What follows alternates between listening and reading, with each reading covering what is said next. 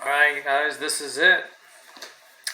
It's almost like saying goodbye. It's chapter 26.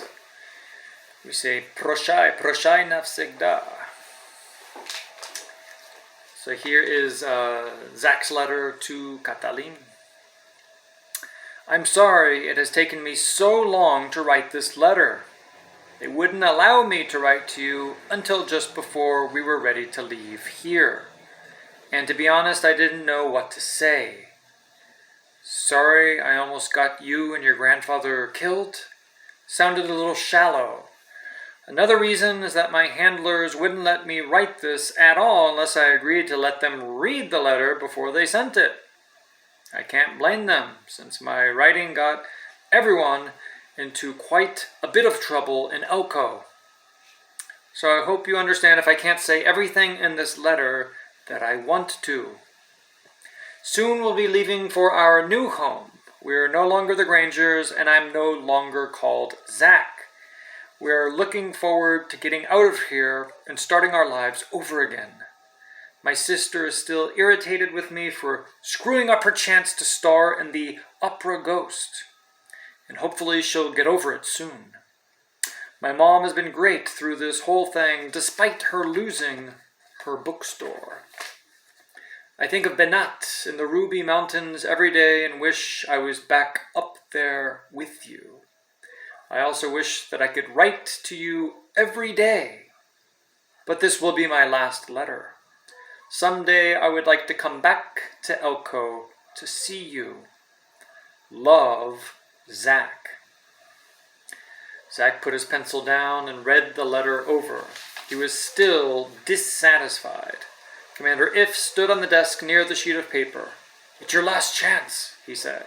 I know, Zach said. Zach picked up his pencil again.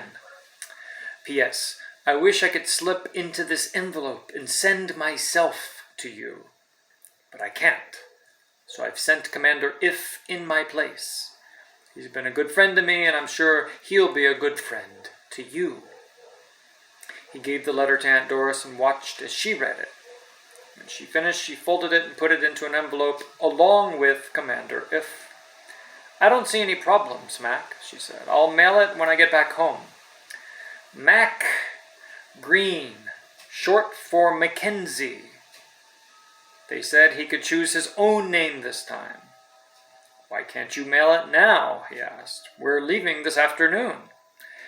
A precaution, Aunt Doris said. We don't want anyone picking up your trail here.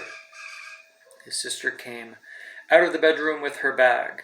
Her hair had grown a little and was back to its original color. She looked a lot more like his sister now. She had chosen Christine for her new name. The private jet will make it easier this time, Uncle Don said. The jet had belonged to Alonso Aznar. It had been arrested and was serving its time by flying witnesses to their new homes. Mom will be there? Christine asked. Yep, she boarded 2 hours ago. And Mrs. Green had been spending a lot of time with the DEA testifying against Alonso Aznar. Mac and Christine were taken to a private airfield.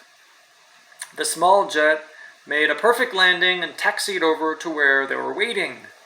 The door opened and the stairs were lowered. Welcome aboard, Mrs. Green said with a smile. Mac and Christine looked at each other in surprise. They hadn't seen her this happy in a very long time. They climbed the stairs. As soon as they found their seats, the jet began to taxi out to the runway, and a voice came over on the intercom. This is Captain Brennan. Our flying time today will be approximately 2 hours. Mac still didn't know where they were going. In 2 hours, they could be just about anywhere. My co-pilot today is Robert. Well, I think I'll let him introduce himself. The cockpit door opened and the co-pilot stepped out. He was a thin man with blonde hair and tired blue eyes. Mac and Christine jumped out of their seats and ran to him. He looked a lot like their father.